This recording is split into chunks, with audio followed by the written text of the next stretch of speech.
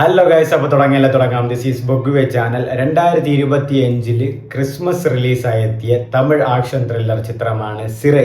സംവിധാനം ചെയ്തിരിക്കുന്നത് സുരേഷ് രാജകുമാരിയാണ്. ഇതിൻ്റെ സ്റ്റോറി ആൻഡ് സ്ക്രീൻ പ്ലേ ചെയ്തിട്ടുള്ളത് തമിഴാണ്. ഈ സിനിമയിൽ പ്രധാന വേഷങ്ങളിലായി എത്തുന്നത് വിക്രം പ്രഭു, അക്ഷയ് കുമാർ, ഹിന്ദി നടൻ അക്ഷയ് കുമാർ അല്ല, ഡെബ്യൂട്ടൻ്റ് ആക്ടറായ ഒരു പുതിയൊരു പയ്യൻ, അനിഷ്മ നിങ്ങൾക്കറിയാം, ബേസിലിൻ്റെ മരണമാ സിനിമയിലൊക്കെ നായികയെത്തിയ നായികയാണ്. ആൻഡ് ഇതിൻ്റെ കൂടെ ഇതിൽ മ്യൂസിക് ചെയ്തിരിക്കുന്നത് ജസ്റ്റിൻ പ്രഭാകരനാണ്. ഇതിൻ്റെ എഡിറ്റിംഗ് നോക്കിയിരിക്കുന്നത് ഫിലോമിൻ രാജ് നിങ്ങൾക്ക് നന്നായിട്ട് അറിയായിരിക്കും. ലോകേഷിൻ്റെ കയ്യാളാണ്. ലോകേഷിൻ്റെ എല്ലാ സിനിമയിലും, അതിപ്പോൾ മാനഗരം, കൈദി, മാസ്റ്റർ, വിക്രം, ലിയോ, കൂലി എല്ലാത്തിലും എഡിറ്റിംഗ് ചെയ്തിട്ടുള്ളത് ഫിലോമിൻ രാജാണ്. ഇപ്പോൾ ഈ സിനിമയിലെ പ്രൊഡ്യൂസർ 7 സ്ക്രീൻ സ്റ്റുഡിയോയുടെ എസ് ലളിത് കുമാറാണ്. നിങ്ങൾക്കറിയാം, എസ് ലളിത് കുമാറിന് തളപതി വിജയുടെ ലിയോ പ്രൊഡ്യൂസ് ചെയ്തത് അവരാണ്. അപ്പോൾ അവരുടെ ഒരു സിനിമയാണ്. അപ്പോൾ ഈ സിനിമ നിങ്ങളെ കണ്ടിട്ടില്ലെങ്കിൽ തീർച്ചയായിട്ടും തിയേറ്ററിൽ പോയി കാണേണ്ട ഒരു മസ്റ്റ് വാച്ച് പടം തന്നെയാണ് സിറൈ. അപ്പോൾ OTT ഇതുവരെ ഇറങ്ങിയിട്ടില്ല. അപ്പോൾ ഇപ്പോൾ റിലീസ് ചെയ്തിട്ട് 1-2 ആഴ്ചകളായി. ക്രിസ്മസിന് ഇറങ്ങിയ സിനിമയാണ്. അപ്പോൾ ഒരുപാട് തിയേറ്റേഴ്സിലും സ്ക്രീനിലും ഈ ഷോയും ഇല്ല.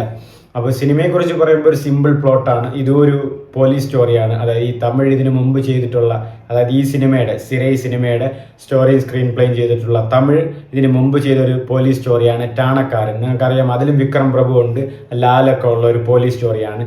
ഒരു റോ ആയിട്ടുള്ള ഒരു എന്താ പറയുക, ഒരു ഒറിജിനൽ ടൈപ്പ്, ഒരു ഓർഗാനിക് ആയിട്ടുള്ള ഒരു സിനിമയാണ് ടാണക്കാരൻ. അപ്പോൾ അതേപോലെ തന്നെയാണ് ഈ സിനിമയും വരുന്നത്. പെർഫെക്റ്റ് ഒരു പടം തന്നെയാണ് സിറൈ. അപ്പോൾ ഈ സിനിമയിലെ ഒരു കോർ കണ്ടന്റ് എന്ന് പറയുന്നത് സിമ്പിളാണ്. അതായത് ഒരു സെൻട്രൽ ജയിലിലുള്ള ഒരു കൈദി, പ്രിസണറെ കോടതിയിൽ എത്തിക്കുന്ന എന്നുള്ളതാണ് ഒരു പ്ലോട്ട്. കോടതിയിലേക്ക് എത്തിക്കാൻ വേണ്ടിയിട്ടുള്ള ഒരു പ്ലോട്ട്. അത് എത്ര തന്നെയാണ്. ഇതിൻ്റെ ഇടയിൽ കുറച്ച് കാര്യങ്ങളൊക്കെ നടക്കുന്നു, സംഭവ വികാസങ്ങളൊക്കെ നടക്കുന്നു. ഇതിൽ അക്ഷയ് കുമാർ എന്ന് ഡെബ്യൂട്ടൻ്റായിട്ട് ഒരു പയ്യൻ അഭിനയിച്ചിട്ടുണ്ട്. ഒരു മുസ്ലിം ക്യാരക്ടറാണ്. അപ്പോൾ പുള്ളി ലളിത് കുമാർ പ്രൊഡ്യൂസറിൻ്റെ മകനാണെന്നാണ് പറയുന്ന വീഡിയോസിലൊക്കെ അങ്ങനെ ഉണ്ടായിരുന്നു. ഞാൻ ഫോട്ടോ നോക്കിയപ്പോഴും പുള്ളി ലളിത് കുമാർ പ്രൊഡ്യൂസറിൻ്റെ മകനാണെന്നാണ് അതിൽ കാണിക്കുന്നത്. അപ്പോൾ പുള്ളി അക്ഷയ് കുമാർ ഡെബ്യൂട്ടൻ്റ് പടമാണെന്നേ പറയൂല, അത്രയ്ക്ക് നന്നായിട്ട് അഭിനയിച്ചിട്ടുണ്ട്. ഒരു മുസ്ലിം ക്യാരക്ടറാണ്. ആൻഡ് ഇതൊരു 1990s കാര്യങ്ങളുമായിട്ട്, 1997 ആ ടൈപ്പ് സമയങ്ങളിലെ കുറച്ച് കാര്യങ്ങളായിട്ടൊക്കെ പറയുന്നുണ്ട്. അപ്പോൾ നടക്കുന്ന കാര്യങ്ങളായിട്ട് മിങ്കിൾ ചെയ്താണ് ഈ കാര്യങ്ങളൊക്കെ വരുന്നത്. അതായത് അപ്പോൾ കുറച്ച് കാര്യങ്ങളൊക്കെ നടക്കും ആ സിനിമയിൽ. എന്താ പറയുക, കുറച്ച് ഇഷ്യൂസൊക്കെ ഉണ്ടാകും. ഈ മിശ്ര വിവാഹം, ഇൻ്റർകാസ്റ്റ് മാരേജ്, അങ്ങനത്തെ കുറച്ച് കാര്യങ്ങളൊക്കെ സിനിമയിലുണ്ട്. അപ്പോൾ ഇതിൽ നായികയായിട്ട് വരുന്നത് അനിഷ്മയാണ്. അനിഷ്മ നിങ്ങൾക്കറിയാം, മരണമാസത്തിൽ ഞാൻ ഇപ്പോൾ പറഞ്ഞ പുള്ളിക്കാരിയാണ്. രണ്ടുപേരും തമ്മിലുള്ള ഒരു ലവും കാര്യങ്ങളും അതിൻ്റെ ഇടയിലുള്ള കുറച്ച് ഇമോഷൻസുകളും എല്ലാം നന്നായിട്ട് തന്നെ ഇതിൽ ഡെലിബറേറ്റ് ചെയ്തിട്ടുണ്ട്. അത് എനിക്ക് ഭയങ്കര ഇഷ്ടപ്പെട്ടു. കാരണം അവർ രണ്ടുപേരും, അനിഷ്മയുടെ തമിഴിലെ ഫസ്റ്റ് ഡെബ്യൂട്ടാണ്, ആൻഡ് അക്ഷയ് കുമാറിൻ്റെ സിനിമയിലെ ഡെബ്യൂട്ടാണ്. രണ്ടുപേരും കട്ടയ്ക്കെന്ന് അഭിനയിച്ച് തള്ളിയിട്ടുണ്ട്, നന്നായിട്ട് അഭിനയിച്ചിട്ടുണ്ട്. എനിക്ക് ഒരുപാട് ഇഷ്ടമായി ആ ഒരു ഇമോഷൻസും ആ ഒരു കണക്ഷൻസും. ഇപ്പോൾ പലരും പറഞ്ഞു ആ ഒരു എന്താ പറയുക, തുടക്കക്കാർക്കൊന്നും അധികമൊന്നും അഭിനയിക്കാൻ കഴിയില്ല എന്നൊക്കെ ഉള്ള ഒരു ടോക്കൊക്കെ ഉണ്ട്. പക്ഷേ ഇത് ഞാൻ കണ്ടപ്പോൾ തുടക്കക്കാരൊക്കെ സൂപ്പറായിട്ട് നന്നായിട്ട് അഭിനയിച്ചിട്ടുണ്ട്. ലളിത് കുമാറിൻ്റെ മകനായ അക്ഷയ് കുമാറൊക്കെ നന്നായിട്ട് അഭിനയിച്ചിട്ടുണ്ട്. പിന്നെ വിക്രം പ്രഭുവിന് ഇതിലൊരു ഇൻട്രോ ഉണ്ട്, അത് അടിപൊളിയാണ്.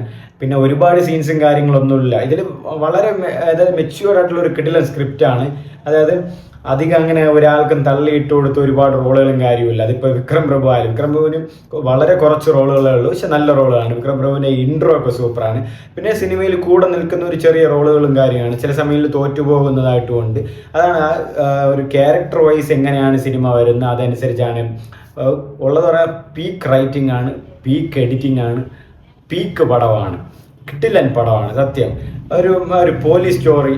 പുള്ളിക്ക് തമിഴ് ആ ടാണക്കാരൻ എഴുതിയ പുള്ളിക്ക് ഒരു കയ്യടി കൊടുക്കണം. പുള്ളി ആ സ്റ്റോറി ടൈപ്പിലൊരു ഇഞ്ചക്ഷൻ ഉണ്ട് തലയിൽ. ഒരു നല്ലൊരു പീക്ക് സ്റ്റോറി ആയിട്ടൊരു കിട്ടില്ലൻ പടമാണ് സിറൈ. നിങ്ങൾ കണ്ടിട്ടില്ലെങ്കിൽ തിയേറ്ററിൽ പോയി തന്നെയാണ് മസ്റ്റ് വാച്ച് പടം എന്നേ ഞാൻ പറയും. കാരണം അത് പ്രത്യേകിച്ച് ആ രണ്ടുപേരുടെ ആ കണക്ഷൻ, അക്ഷയ് കുമാറും അനിഷ്മയുടെ രണ്ടുപേരുടെ ആ ലവ് ഇമോഷൻസും കാര്യങ്ങളൊക്കെ വരുമ്പോൾ നിങ്ങൾക്ക് നന്നായിട്ട് ആ സിനിമ എൻജോയ് ചെയ്യാൻ പറ്റും. പിന്നെ കുറച്ച് എന്താ പറയുക, 1997 ആൾക്കാർ ഈ മിശ്ര വിവാഹത്തെ എങ്ങനെ കാണുന്നു, അല്ലെങ്കിൽ ആ ഇൻ്റർകാസ്റ്റ് ലവിനെയൊക്കെ എങ്ങനെ കാണുന്നു ഉള്ള കുറച്ച് കാര്യങ്ങളൊക്കെ അപ്പോൾ ആ കാലഘട്ടത്തിൽ അങ്ങനെ എൻ്റെ ആൾക്കാരൊക്കെ എങ്ങനെ അത് നോക്കി കാണുന്നുള്ള കുറച്ച് കാര്യങ്ങളൊക്കെ ഉണ്ട്.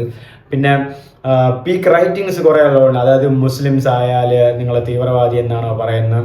അതായത് ഒരു സീനുണ്ട് ആ സിനിമയിൽ, മുസ്ലിം ആണെന്ന് പറഞ്ഞപ്പോൾ ഒരു തോക്ക് ഗണ്ണ് ഷൂട്ട് ചെയ്യാൻ വേണ്ടി പോലീസ് പോകും, അങ്ങനെയുള്ളൊരു സിറ്റുവേഷൻ. അപ്പോൾ പറയും എന്തിനാണ് ഇപ്പോൾ ഇത് ലോഡ് ചെയ്ത് വെച്ചിരിക്കുന്നതെന്ന് ചോദിക്കും. അപ്പോൾ അവൻ്റെ പേര് മുസ്ലിമാണ്, അവൻ മുസ്ലിമാണ്, അതുകൊണ്ട് അവൻ തീവ്രവാദി, അതുകൊണ്ട് അവനെ കൊല്ലാൻ പോകണം. അപ്പോൾ അങ്ങനെ മുസ്ലിമായ പേടിക്കണം എന്നുള്ള ആ ഒരു റൈറ്റിംഗ് ഒക്കെ അവിടെ ഉണ്ട്. അപ്പോൾ പോലീസുകാരൻ പറയും ഞാനും മുസ്ലിമാണ്, അപ്പോൾ എന്നെ വെടിവീടാന്ന് ആ പോലീസിൻ്റെ പറയണം. ആ ഒരു ഗൂസ്ബം സീൻസ് ഒക്കെയാണ്. അപ്പോൾ ഒരു പീക്ക് റൈറ്റിംഗ് തന്നെ അതിലുണ്ട്, ഒരു peak story and peak screen play തന്നെ സിനിമയിലുണ്ട്. മൊത്തത്തിൽ എനിക്ക് പടം നന്നായിട്ട് ഇഷ്ടപ്പെട്ടു, നന്നായിട്ട് വർക്കൗട്ടായി. നിങ്ങൾക്ക് ഇതുവരെ കണ്ടിട്ടില്ല സിനിമ തിയേറ്ററിൽ പോയി തന്നെ മസ്റ്റായിട്ട് കാണാൻ നോക്കുക. ഒരു കുറച്ച് സ്ക്രീൻസിലേ ഉള്ളൂ, എന്നിരുന്നാലും കിട്ടുന്ന സ്ക്രീൻസിൽ പോയി കണ്ട കുറച്ച് നല്ലൊരു, അതായത് ദുരന്തരൊക്കെ നിങ്ങൾ പോയി കണ്ടില്ല, ഒരു തിയേറ്റർ എക്സ്പീരിയൻസ്, അതുപോലെ ഒരു തിയേറ്റർ എക്സ്പീരിയൻസ് കിട്ടേണ്ട ഒരു പടമാണ്. പിന്നെ ലലിത് കുമാറും ഒരു ഇതുപോലെ ഒരു നല്ലൊരു പടം ഇതുപോലെ മാസ്റ്ററൊക്കെ ചെയ്ത പുള്ളിയാണ്. മാസ്റ്റർ അല്ലല്ലോ, തളപതിയുടെ ലിയോ ഒക്കെ പ്രൊഡ്യൂസ് ചെയ്ത ലലിത് കുമാറാണ്. അത്രയും വലിയ പടങ്ങളൊക്കെ ചെയ്ത ആളെല്ലാം ചെറിയ പടങ്ങളൊക്കെ ചെയ്യുമെന്ന് പറയുന്നത് തീർച്ചയായിട്ടും ഒരു പോസിറ്റിവിറ്റി തന്നെയാണ്. അങ്ങനെ എപ്പോഴും വലിയ പടങ്ങൾ ചെയ്ത് ഇതുപോലെ നല്ല ചെറിയ പടങ്ങളും ചെയ്യണം എന്നുള്ളത് ലലിത് കുമാറിന് ആ ഒരു വഴി അത് നല്ലത് തന്നെയാണ്. അതിന് ഫസ്റ്റ് ഓഫ് ഓൾ കൺഗ്രാറ്റ്സ്, ഒരു നല്ലൊരു പടം.